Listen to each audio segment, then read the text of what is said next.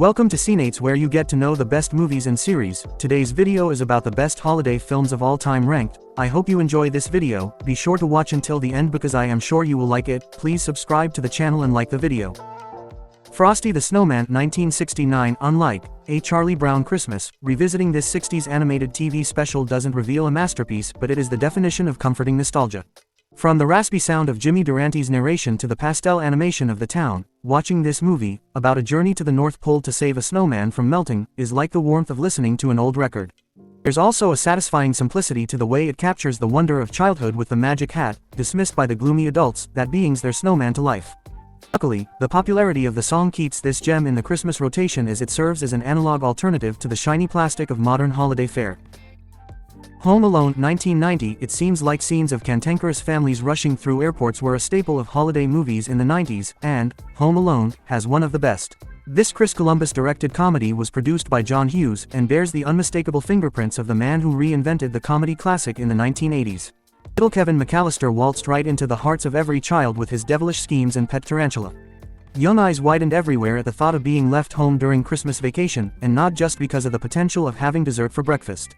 Buoyed by the superior comedic talents of Catherine O'Hara as Kevin's frenzied mother, and Joe Pesci and Daniel Stern as the half-baked burglars outwitted by the 8-year-old, Home Alone is a Christmas classic for. Black Christmas, 1974. There's always been a darker side to the Christmas season, which has lent itself to a number of awesome horror movies like Christmas Evil and Silent Night, Deadly Night. But nothing quite compares to the 1974 classic, Black Christmas, which features a deranged killer, Billy, who terrorizes a sorority house with obscene phone calls before staking out in the attic and picking off the sisters one by one. Premise might sound standard.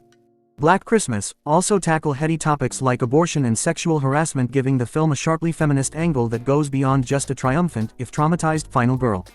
The film's enduring legacy also comes from Billy, the unhinged killer who is never really seen, never caught, and whose backstory remains a muddle mystery. Sharp turns Keir Dullea, Olivia Hussey, John Saxon, and a scene-stealing Margot Kidder, Black Christmas is a both horror and a holiday classic. Miracle on 34th Street, 1947. Skeptics traditionally make for bad Christmas party guests, but this wintertime standard explores distrust in several facets, questioning our justice system, consumer culture, and treatment of the mentally ill right alongside Santa Claus's identity. The film is also notable because 7 decades ago, it was rare to see a single mom with a high-powered job on-screen. Maureen O'Hara plays the Macy's event director who hires her department store Saint Nick, who might be the real thing. 9-year-old Natalie Wood plays her inquisitive daughter, Susan, a performance made more poignant by the water-averse actress's drowning at age 43. Director George Seaton won of the film's 3 Oscars for his screenplay, in which a cane is both a weapon and a sentimental postscript. Love Actually, 2003. The most satisfying confection to come out of that early aughts obsession with crafting large-scale, ensemble-driven rom-coms about people connected by the thinnest of threads, Richard Curtis's charming Love Actually somehow makes a total gimmick work. And it makes you feel.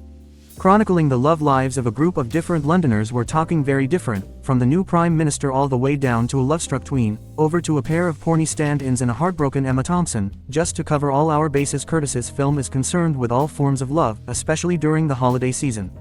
Booming promise of Christmas pushes emotions and people to the limit, resulting in scene after scene of high-drama cinematic revelations, while still making room for the most intimate of moments. Star-packed cast offers up something for everyone, and damn if at least one storyline won't make you tear up by the feature's end. White Christmas, 1954. A song and dance classic that pulls joyously from the "let's put on a show" mold and "hey, can we save this charming but ill-fated business" trope to lavish holiday joy on its characters and audience alike. Michael Curtiz's 1954 feature is an enduring classic for a reason. Bing Crosby and Danny Kaye topline the film as a long-running entertainment team who managed to get entangled with a pair of equally talented while also aiming to bring that old razzle-dazzle to a quiet Vermont inn that needs a boost. The twist. The inn is owned by their fearsome but beloved old general, and he needs a real Christmas miracle. Rich combination of old-school musical and genuinely stirring holiday good cheer, with an enduring message about the power of being there for the people who were always there for you. Bad Santa, 2003. Bad Santa would be unthinkable in today's uber-politically correct climate, where the prospects of a quasi-racist, homophobic, misogynistic drunk as the main character is way the hell out of sync with the zeitgeist. But the Christmas miracle of Terry Zwigoff's body romp is the way it takes Billy Bob Thornton's memorable Psycho and turns him into a figure of profound tragedy while folding his circumstances into the slick context of a heist movie. Willie is a victim of his own vices, and whenever he runs close to feeling genuine emotions, he rushes back to his hedonistic shelter, and the cycle begins again. The ending is a masterstroke of ambiguity, pitched somewhere between a happy ending and Willie's fantasy version of one. At the core of Bad Santa is the subversive kick that comes from seeing the innocence of Christmas imagery torn apart by a self-destructive man willing to exploit the holiday for all it's worth. Meet Me in St. Louis, 1944. Meet Me in St. Louis is many things to many people. It's the best Vincent Minnelli musical, directed when the director was most in love with his star, Judy Garland, who was never better or lovelier. Minnelli was infamous for torturing child actress Margaret O'Brien with memories of a dead dog during the scene when her older sister sings the holiday classic, Have Yourself a Merry Little Christmas, but O'Brien long denied the story, saying she could cry on cue. That song helped to turn the movie into a Christmas staple for many families who respond not only to the young romance at its core, but to an elegiac celebration of a lost American time. Sure, we remember the exuberant, trolley song, but Mary Astor and Leon Ames sitting at the piano singing, You and I, is the movie's emotional core. A Charlie Brown Christmas, 1965. There's something that sticks with you from watching A Charlie Brown Christmas as a child, that when you hear that iconic Vince Guaraldi jazz soundtrack you get transported to an emotional place that today would be most closely associated with a great Wes Anderson film.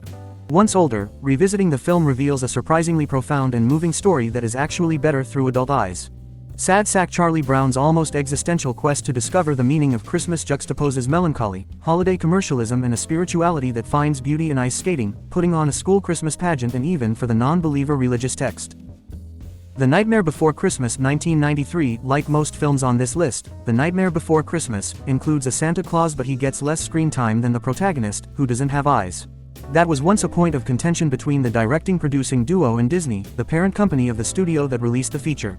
Burton's merry, scary mashup is led by Jack Skellington, a well-intentioned skeleton who struggles to get the residents of Halloween Town excited about Christmas, a holiday he discovers when he tumbles down a tree trunk.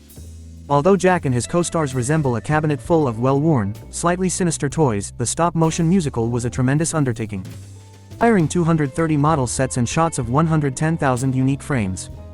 Nightmare Before Christmas was the first film to receive a Best Visual Effects Oscar nomination and remains one of the most cherished titles in Burton's canon.